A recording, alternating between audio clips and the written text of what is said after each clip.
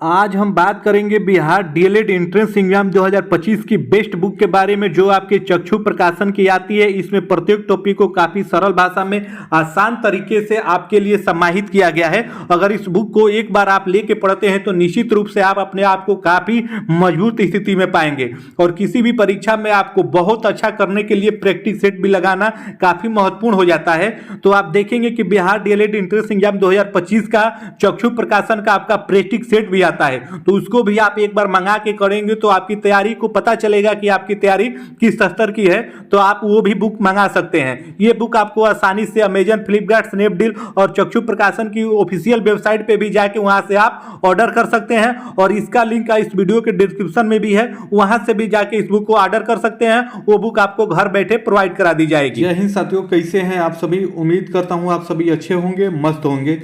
जिन भी भाई बहनों को आप देखेंगे बिहार डीएलएड संयुक्त प्रवेश परीक्षा 2025 की परीक्षा इस बार आपको देनी है, आपको उस परीक्षा में अच्छा करना है, आपको सरकारी कॉलेज चाहिए, तो उसके लिए आपको मेहनत भी आप देखेंगे जी तोड़ करनी पड़ेगी, तब जाके आपको कहीं सरकारी कॉलेज मिलेगा। क्योंकि आप देखेंगे इसमें भी कंपटीशन आपका कोई कम नहीं रहता है। तो इसके लिए जो आपके प्रीवियस में पेपर हुए हैं उन सभी पेपरों को देखना काफ़ी महत्वपूर्ण हो जाता है, जिससे आपको पता चलता है कि प्रश्न आपके कहाँ से पूछे जाते हैं और तैयारी आपको कहां से करनी है। तो ज्यादा देर ना करते हुए मुख्य बात मैं इस वीडियो का आपको बता दूं कि जो पेपर आपका 2024 में आपका हुआ था, यहाँ पे डेट भी देख सकते हैं, ये आपका पेपर हुआ था 24 अप्रैल 2024 को। तो वही पेपर में हम देखेंगे कि किस प्रकार के आपके प्रश्न पूछे गए थे, क्योंकि 2025 में वो आपके लिए काफ़ी महत्वपूर्ण होगा। इससे आपको पता चलेगा कि पीछे आपके कैसे पेपर में आपके प्रश्न पूछे जाते हैं। उससे पहले मैं आपको बता दूं कि यहाँ पे आप देखेंगे कि हिंदी के आपके 25 प्रश्न पूछे जाते हैं और उसके बाद आप देखेंगे वही मैथ के भी आपके 25 प्रश्न पूछे जाते हैं। फिर आपके साइंस के वहाँ पे आपके 20 प्रश्न पूछे जाते हैं और एसएसटी से आपके 20 प्रश्न पूछे जाते हैं। अंग्रेजी से भी आपके 20 प्रश्न होते हैं और रीजनिंग के आपके 10 प्रश्न होते हैं। तो इस प्रकार से इन सभी को आप मिलाएंगे तो आप देखेंगे कि आपके जाके 120 प्रश्न आपके हो जा रहे हैं। और ये आप देखेंगे कि इसके लिए आपको 2 घंटा 30 मिनट का समय दिया जाता है। तो उम्मीद है अब इतना तो आप समझ ही गए। तो आइए इस वीडियो में देख लीजिए कि जो आपके 2024 में आपका इंट्रेंस एग्जाम हुआ था डीएलएड का बिहार में, तो उसके लिए आपके प्रश्न कैसे पूछे गए थे। इसमें हिंदी के 25 प्रश्न आपके आए थे, तो हिंदी का 25 प्रश्न इस वीडियो में हम देख ले रहे हैं और अलग अलग सेपरेट वीडियो बना के आपको सेगमेंट वाइज में गणित, विज्ञान, एसएसटी, अंग्रेजी, रीजनिंग सभी के प्रश्न बता दूंगा कि कौन कौन से प्रश्न आपके प्रीवियस वर्ष में पूछे गए हैं। तो आइए वीडियो की शुरुआत करते हैं, उन प्रश्नों को देख लेते हैं। तो पहला प्रश्न आप देखेंगे हिंदी में आपसे पूछा गया था कि नयन में कौन सा संधि है। इसी प्रकार के प्रश्न आप देखेंगे पूछे जाते हैं और इस बार भी आपके यही प्रश्न रहने वाले हैं। तो इसके लिए मैंने आपको एक किताब बताया हुआ है, उस किताब को भी आप मंगा के पढ़ लीजिएगा। वो किताब आपके लिए काफी आप देखेंगे फायदेमंद होगी। तो नयन में आपका संधि पूछा है कि नयन में आपको बताना है कौन सी संधि होगी। तो इसमें आपके ऑप्शन दिया हुआ है दीर्घ संधि, गुण संधि, वृद्धि संधि, अयादि संधि। तो इसका करेक्ट आंसर आप देखेंगे आयोग ने अयादि संधि माना है, तो हम उसी को आयोग ने जो आंसर माना है उसी को हम लेके चलेंगे और उसी को ध्यान में रखेंगे। तो नयन में आपका अयादि स्वर संधि होता है, इस बात को भी आप ध्यान रखिएगा। उसके बाद दूसरा प्रश्न आप देखेंगे राजा रंक में आपका कौन सा समास है। तो इसमें आप देखेंगे कि आयोग ने इसमें आपका द्वंद्व समास माना है, तो इसमें आपका द्वंद्व समास ही होगा। उसके बाद आइए अगले प्रश्न को देखते हैं। तो इसमें आप देखेंगे कि आजन्म पूछा है, आजन्म में आपका कौन सा समास। ऐसे ही नॉर्मल प्रश्न आपके डीएलएड एंट्रेंस एग्जाम में पूछे जाते हैं। तो आजन्म में आपका कौन सा समास है। तो इसमें आप देखेंगे कि आपका अव्ययी भाव समास है, इस बात को आप ध्यान रखिएगा। हिंदी एकदम बेसिक आती है, अगर थोड़ी सी भी आप हिंदी की अच्छे से तैयारी कर लेंगे तो वहां पे आपके 25 में 25 नंबर यहाँ पे आपके आ सकते हैं। तो यहाँ पे आप देखेंगे चौथा प्रश्न में आपसे पूछा गया है ब्रिटिश सरकार यह बिल्कुल नहीं चाहती थी कि भारत साक्षर हो, किंतु बढ़ती हुई व्यवस्था के लिए उन्होंने क्लर्क तो तैयार करने ही थे। इस प्रकार कुछ उत्साही अंग्रेज को यह कार्य सौंपा गया, उसी के माध्यम से पाश्चात्य संस्कृति भारत पहुंची। शिक्षा ने लोगों के विचार को सही दिशा प्रदान की और तत्कालीन परिस्थितियों को भली भांति समझने में सक्षम हुए। भारतीय दर्शन शास्त्र में सर्वोत्तम मानने वाले लोग ने यूरोपीय विचारधारा को नहीं माना।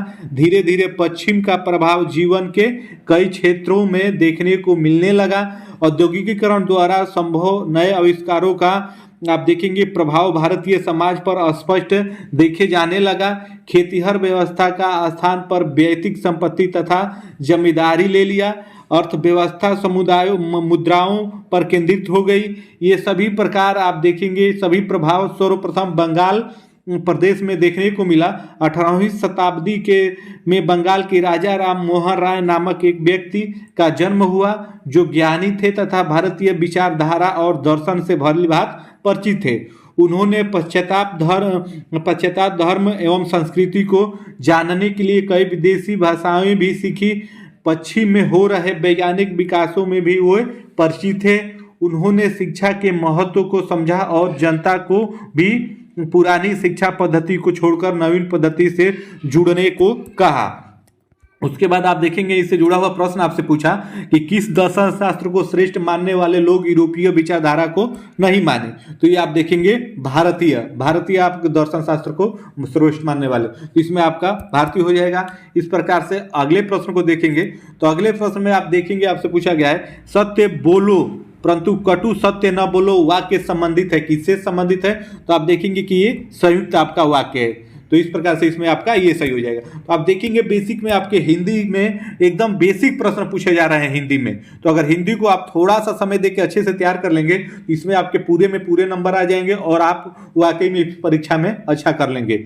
वही प्रश्न वह परिश्रमी था और सफल हुआ वाक्य संबंधित है, किससे संबंधित है? तो ये भी आपका संयुक्त वाक्य से ही संबंधित है। तो आप देखेंगे कि टोटल आपके व्याकरण से ही प्रश्न पूछे जाते हैं आपके डीएलएड एंट्रेंस एग्जाम बिहार में जो आपका आयोजित होता है कि किस विकल्प में अंग्रेजी परिभाषिक शब्द का हिंदी समानार्थक सही नहीं है। तो ये आप देखेंगे निरंतरता जो आपका दूसरे नंबर में दिया है तो वो इसमें आपका सही हो जाएगा। उसके बाद ऐसे ही आगे बढ़ेंगे तो अगले प्रश्न में देखेंगे तो अगला में आपसे पूछा है कौन सा शब्द अवार्ड का हिंदी समकक्ष नहीं है। तो ये आपका ग्रहण करना नहीं है, ये 2 में दिया है तो ये इसमें आपका ये सही हो जाएगा। ऐसे अगले प्रश्न में देखेंगे 9वें प्रश्न में आपसे पूछा गया था कि चेहरे पर हवाइयाँ उड़ना मुहावरे का सही अर्थ क्या है। तो ये आप देखेंगे कि इसमें आपके दोनों विकल्प सही हैं। जो आपका ये दिया हुआ घबराना और डरना और घबराना ये दोनों विकल्प आपका सही है, तो यानी तीसरा नंबर आपका सही है इसमें। उसके बाद आगे बढ़ेंगे तो अगले प्रश्न में देखेंगे इसमें आपसे पूछा गया था कि इनमें से कौन सा वाक्य अशुद्ध है। अशुद्ध और शुद्ध भी आपसे पूछे जाते हैं। तो इसमें आप देख लेंगे कि चौथे नंबर पर दिया हुआ है लड़की झूले पर से गिर गई, यही वाक्य आप देखेंगे अशुद्ध है और बाकी आपका सभी ये शुद्ध वाक्य हैं। तो इसको भी आप ध्यान दीजिएगा, बेसिक हिंदी ही आपका पूछा जाता है, मैं बार बार आपसे बोल रहा हूँ। उसके बाद आप देखेंगे सुबह से शाम तक वह बैठा रहा, इसमें आपको अव्यय बताना है। तो आप देखेंगे ये अव्यय पदबंध हो जाएगा, तो इसमें आपका ऑप्शन पहला ही आपका सही हो जाएगा। उसके बाद अगले प्रश्न 12वें में देखेंगे। 12 में आपसे पूछा गया है कि राकेश द्वारा पत्र लिखा जाता है, वाक्य के भेद बताइए। वाच्य के भेद आपको बताना, वाक्य नहीं है, वाच्य के भेद आपको बताना है। राकेश द्वारा पत्र लिखा जाता है, तो इसमें ये आप देखेंगे कर्म किया जा रहा है, तो इसमें आपका कर्मवाच्य ही हो जाएगा। उसके बाद 13वें प्रश्न में देखेंगे कि वाक्य खंड या उपवाक्य में कितने भेद होते हैं। तो ये आपके 2 भेद होते हैं, तो दूसरे ऑप्शन में है, ये आपका सही होगा। आगे बढ़ेंगे ऐसे 14वें प्रश्न में देखेंगे कि किस विकल्प में रूढ़ि लक्षणा शब्द शक्ति है। तो ये राजस्थान वीर है, पहला जो शब्द दिया है इसी में ये निहित है, तो इसमें आपका पहला ही सही हो जाएगा। उसके बाद अगले प्रश्न 15वें प्रश्न को देखेंगे कि अबला जीवन हाय तुम्हारी यही कहानी, आंचल में दूध और आंखों में पानी, कौन सा शब्द शक्ति है। शब्द शक्ति बताना है, तो इसमें आप देखेंगे शुद्धा लक्षणा यानी पहला ही इसमें आपका विकल्प सही है। तो इसको आप प्रीवियस वर्ष में ये प्रश्न सारे पूछे गए हैं डीएलएड एंट्रेंस एग्जाम 2024 में, यानी पिछले वर्ष से पूछे गए हैं। तो इस वर्ष भी ये आपके लिए काफ़ी महत्वपूर्ण हो जाता है। कुछ तो आप देखेंगे हूबहू इसी में से आपसे पूछा जाएगा, क्योंकि प्रीवियस वर्ष के आधार पर ही उसी का बेस देखते हुए प्रश्न आपके अगले वर्ष के लिए सेट किए जाते हैं। तो अगले प्रश्न को देखेंगे, जिस प्रकार आभूषण से शरीर की सुंदरता बढ़ती है, ठीक उसी प्रकार काव्य की सुंदरता बढ़ाने के लिए प्रयोग होता है। क्या प्रयोग होता है? तो ये जाहिर सी बात है, ये अलंकार ये सभी ने बचपन में ही पढ़ा है, तो इसमें आपका ये सही हो जाएगा। इसी प्रकार के प्रश्न पूछे जाते हैं। उसके बाद अगले प्रश्न में देखेंगे 17 नंबर, आए महंत वसंत अलंकार बताए। आए महंत वसंत में आपको अलंकार बताना है। तो ये आप देखेंगे कि मानवीकरण अलंकार हो जाएगा, तो इसमें आपका पहला ही विकल्प सही हो जाएगा। उसके बाद 18 प्रश्न में देखेंगे कि कुंद इंद्र सनसेन उमा रमर वरुण अमन में कौन सा अलंकार है। तो इसमें आप देखेंगे उपमा अलंकार है, तो इसमें आपका विकल्प दूसरा ही सही हो जाएगा मेरे भाई। एक्सप्लेन आपको नहीं कर रहा हूँ, केवल प्रश्न आप देख लीजिए। इसी प्रकार के प्रश्न आपको पूछे जाते हैं। मेरे वीडियो बनाने का मतलब ये है कि पहली बार आप डीएलएड एंट्रेंस एग्जाम दे रहे हैं बिहार का, तो आप जान लीजिए कि किस प्रकार के प्रश्न आपके पूछे जाते हैं।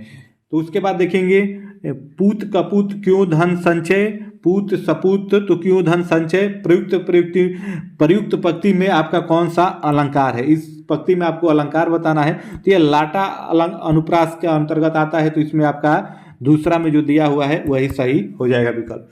उसके बाद अगले प्रश्न को देखेंगे कि मेघ आए बड़े बन ठन के संवर के में कौन सा अलंकार है। अलंकार से आपके प्रश्न ज्यादा पूछे जा रहे हैं, इस बात को भी आप ध्यान रखिएगा। तो इसमें भी आपका दूसरा मानवीय अलंकार हो जाएगा, तो दूसरा विकल्प इसमें भी आपका सही है। उसके बाद ऐसे ही अगले प्रश्न को देखेंगे, तो इसमें आप देखेंगे नदियाँ जिनकी यश धारा सी बहती है पर निसी वासर में कौन सा अलंकार है, आपको ये बताना है। निसी वासर में आपका कौन सा अलंकार है, तो इसमें आप देखेंगे उपमा अलंकार, तो तीसरे विकल्प में है, तो वही आपका सही हो जाएगा। उसके बाद ऐसे ही आगे बढ़ेंगे, अगले प्रश्न को देखेंगे कि कोई भी छंद किसमें विभक्त रहता है, आपको ये बताना है। तो आप देखेंगे चरणों में भी होता है, यति में भी होता है, तो इसलिए आपका ये दोनों वाला विकल्प सही होगा, यानी तीसरा विकल्प आपका इसमें सही है। उसके बाद छपय में होते हैं, छपय में आपके क्या क्या होते हैं आपको बताना है। तो आप देखेंगे कि प्रथम 4 चरण रोला और अंतिम 2 चरण उलाला होता है, तो इसमें आपका विकल्प पहला ही सही होगा। इस बात को भी आप ध्यान रखिएगा, यहाँ से भी प्रश्न आपके बने हैं। उसके बाद आप देखिए 24वें प्रश्न को, इनमें से हिंदी का प्राचीनतम महाकाव्य कौन सा है। तो ये आपका पृथ्वीराज रासो जो तीसरे नंबर पे है, यही आपका सबसे पुराना है, तो ये आपका हो जाएगा। हिंदी के अंतर्गत ये 25वां और अंतिम प्रश्न है। आप देखेंगे 25 प्रश्न हिंदी के आते हैं, तो देख लीजिए वीर रस का अस्थायी भाव क्या होता है। तो ये सबको अच्छे से पता है, उत्साह, क्योंकि बचपन में ही सभी ने पढ़ा है, जब 6वीं और 7वीं में पढ़े होंगे उसी समय ये आपका दिया रहता है बुक में। तो वीर रस का अस्थायी भाव आप देखेंगे उत्साह हो जाएगा। तो इस प्रकार से आप देखेंगे कि यही 25 प्रश्न आपके आए थे, यही 25 प्रश्न आपके डीएलएड एंट्रेंस एग्जाम 2024 में आए थे। तो ये 25 के लिए भी आपके लिए महत्वपूर्ण हो जाता है मेरे भाई। और आप देखेंगे हिंदी के 25 प्रश्न आते हैं, मैंने आपको बताया। उसके बाद गणित के 25 प्रश्न आते हैं, इसको ध्यान रखिएगा। साइंस के 20 प्रश्न आते हैं, ये भी ध्यान रखिएगा। एसएसटी के आपके 20 प्रश्न आते हैं। उसके बाद अंग्रेजी के 20 प्रश्न आते हैं, और उसके बाद रीजनिंग के 10 प्रश्न आते हैं। इन सभी को मिला के आप देखेंगे 120 नंबर का हो जाता है, और ये आपके लिए 2.5 घंटे का समय दिया जाता है। इस बात को भी आप ध्यान रखिएगा। तो हिंदी का मैंने 2024 को आपको बता दिया। इसी प्रकार से बारी बारी करके मैं और आपको बता दे रहा हूँ अलग अलग विषय का, तो आप देख लीजिए। इसी बेस पे आपका तैयारी करिए, और आप वाकई उस परीक्षा में अच्छा करेंगे। और जो प्रीवियस ईयर के पेपर हैं उसको भी आप मंगा के करिए, और जो प्रेस्टिज सेट का बुक मैं आपको बताया हूँ चक्षु प्रकाशन का, उसको भी ले लीजिएगा। उस बुक में काफ़ी सरल भाषा में अच्छे तरीके से दिया हुआ है, मैंने खुद उस बुक को देखा है, तो इसलिए भी वो आपके लिए महत्वपूर्ण हो जाता है। तो ये सारा आप मंगा के देख लीजिएगा, और वाकई आप उस परीक्षा में अच्छा करेंगे, और आपको कॉलेज सरकारी मिल ही जाएगा मेरे भाई। तो फिर मिलते हैं अगली अपडेट में, तब तक के लिए आप सभी को जय हिंद, धन्यवाद।